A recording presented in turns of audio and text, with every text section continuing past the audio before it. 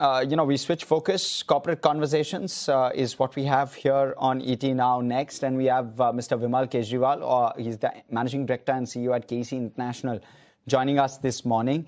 Great having you, Mr. Kejriwal. Some bit of margin weakness in Q1. Is that slowly starting to unwind Q2, or are you still seeing headwinds and concerns? Good morning, Hersh.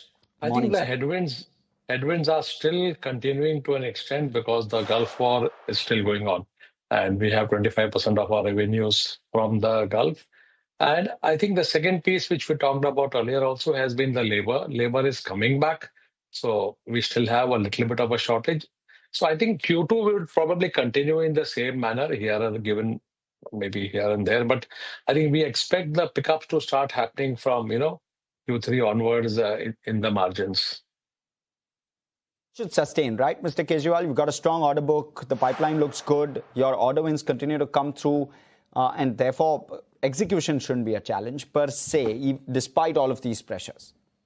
So we have been talking about a 12 to 15% revenue growth. So I think we are quite confident that we should be able to deliver it. We have an order book plus L1 of almost 41,000 crores and a tender pipeline of more than 2 lakh crores. So I don't think there is any challenge on the revenue or on the growth side going forward. Just if you can give us some color, some perspective on a data center, and that's the one part of the conversation I want to focus in on today. How large is the opportunity size, and what's the traction you're seeing there? How's the demand? What are your conversations with customers indicating? So, Hersh, very difficult to quantify what will actually happen. But the discussion is that today we are at 3 gigawatt, and by 2030 we want to go at 10 gigawatt. Today, if I look at my inquiry list where we are talking, there are at least 20 different clients or prospective clients who have data centers on the drawing board. Some are more advanced, some are a little bit behind. So out of those 20 odd and all that, how many would come and in what form and shape they come? So for us, there are opportunities in, I'll say, 3 sectors. One is obviously my civil sector where we go and build the data center. Second one is on the T&D side. In fact, recently we announced one order for a private client to build a large line for a data center. And third one is related to that is the supply of cables. So I think all the 3 of them, we are looking at each one of them.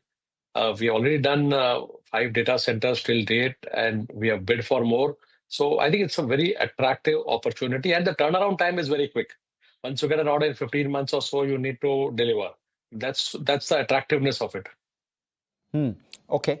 And just in terms of what is the out of your total order book, roughly 30,000 crore by end of this year, what should the data center component be, if you can give us that perspective? So order 30,000 crores is the order intake which we expect for the year's order book will obviously probably be around 45,000 crores and odd. Data center, I think we should be around, if we get, let's say 2 or 3 orders, we'll be probably around 2,000 crores or so. Okay. And that should continue to grow. Again, you sounded a little tentative with regard to sustainability of this, but the opportunity size is large. So I'm trying to get a sense what's playing out. No, I think why I put a sounded tentative is we are seeing various forms in which data centers are being awarded.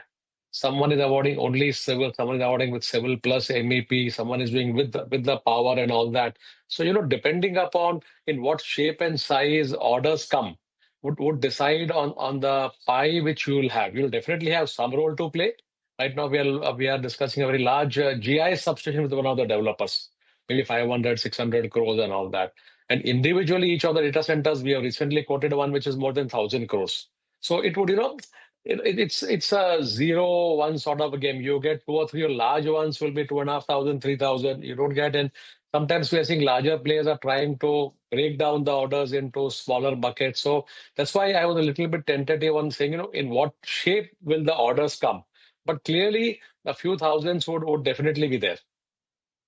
Mr. Kejriwal, the other piece is West Asia, right? That's where some part of the concern was at the end of Q1 as well. And again, tensions don't seem to be receding. We were just speaking to Vikash Kumar Jain of CLSA, and he said that if we're around 10 weeks away from that election in the US, and if it's not getting resolved now, it'll likely be slightly more prolonged. What does this mean for your business if it were to get prolonged? So if you look at, let me give you what is happening today. So we have our revenues from West Asia would probably be around 25%. Similarly, is my order book. Now, as far as execution is concerned, I don't have the exact number, 20 or 25 projects we are executing, and all of them are going very well in terms of physical progress, whether it's foundation, execution, substation, etc., etc. The challenge what we are having there are two-pronged. One is the local costs have gone up, basically fuel. Okay, and we have got claims and we got in touch with the clients, etc., to reimburse, and which is one of the reasons why the margins took a slight hit, because we had to book the costs in today, but hopefully we'll get the claims tomorrow. So that's one part of it. The second part of it is dependence on supply. So a lot of material and equipments come from Europe, China, and a lot of steel, etc., go from India. So I think that's the area where we are seeing that the freight costs have gone up, timings have become uncertain and all that. Revenues have got, like I've got a transformer stuck in China for the last 4 months or 5 months. Okay. So I think some of those revenues are under pressure. To me, since it's an EPC project, the revenues will happen, if not today, tomorrow. But when you look at quarter and all that, that's where the challenge is.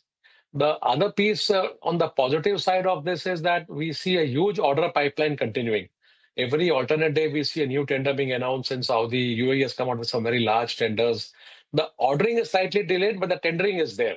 So the other piece, what we are looking at is there is a lot of talk happening on, resilience, saying that there is one transmission line, if that gets hit, what happens? So there are people are talking about, say, building alternative lines and all that. So we do see growth coming up very strongly in this region, maybe after the war stops, or, talks are already happening. Mr. Kejriwal, how do you look at the margin profile? Do you see some pressure coming in on the margin profile as well, given the kind of material cost which is there? So there has been some pressure on the margin, which is why when we talked about Q1, our margins were at 5.8%, because there was a pressure on margins, especially I'll say on the fuel side. I think that's one area we are seeing, and there was some pressure on the cable side, on the insulation and other material coming in. Beyond that, I think we are not too much concerned about it today. Let's see how it plays out and how do the clients respond to it. Some of our contracts have force majeure clauses, which include price rises, so those are under discussions. But the way it is continuing, there will be some pressure because the costs are being booked today and claims will come tomorrow. Also, the other piece is that this time's rainfall also hasn't been linear, right? It's not been as easy to predict as typically. Has execution at all changed on ground versus what you were penciling in maybe a month or so back? To be honest, yes. Especially in the regions of Gujarat, we have a lot of projects for the Khavda evacuation. And virtually everything is shut down for the time being. I think last 1 month, we are not seeing much work happening there. And slight impact also in Rajasthan. But I think that we will be able to make it up. There may be some impact of that today, but I think it's okay. But it's severe, especially in Gujarat. Mr. Kejriwal, the tender pipeline, you had spoken about it, that there's a tender pipeline of 2 lakh odd crores which is there. Are you seeing those tenders now coming through? So out of that, I think roughly around 60,000 odd have already been quoted. And the rest 1,40,000 and odd would be quoted. And this number is for tenders to be quoted in the next 3 months. So this 2 lakh crores what we are talking about is broadly tenders which should happen within the next couple of months. If you look at the breakup, a large part, roughly 50% is in T&D and the balance is in other verticals. Mr. Kejriwal, last off, cash collections, right? This has been probably the other sort of key analyst question to try and understand as to how that's playing out. Anything that changes on ground as a result of what we've already spoken about, whether it's Middle East, whether it's rainfall, execution and the like? What's playing out from a cash collection standpoint? Anything changes? Water receivables, Afghanistan receivables, inventory unwind and the like? So, Harsh, I think a lot of points you have answered here. So I think that what is happening is in Q1, our debt went down by 150 crores. And Q2, we have talked about another 200 crores and odd reduction. Afghanistan is a block of 300 crores. So the day it comes in, there's no outflow against it, that's straight away. Water, we have been receiving some cash. Okay, there have been some allocation of funds. But because we have projects, it's becoming like a cash and carry. So whatever money we receive, we put it back in the project. So it's not helping me in reducing my debtors and all that. But overall, I think with whatever is happening and closure of some old project collection, etc., we expect that the debt will keep on going down from 6,500, which was there last year. We're talking about going up to almost 5,500 crores by the end of March. 150 crores already happened. Another 200 and odd should happen this quarter, and similar reduction will keep on happening. So largely as is, status quo, nothing changes on ground. That's my understanding. In the sense that the cash flows coming in, borrowings are going down despite revenue growth. And the last point on this is West Asia, we have zero outstanding. So it's all cash is not a problem in West Asia. Okay. All right. Mr. Kejriwal, thank you so much for coming in and speaking to us. Pleasure. Thank you for having me. Wonderful having you. Okay. We'll step into a very short break. Come back. We'll look at how the FNO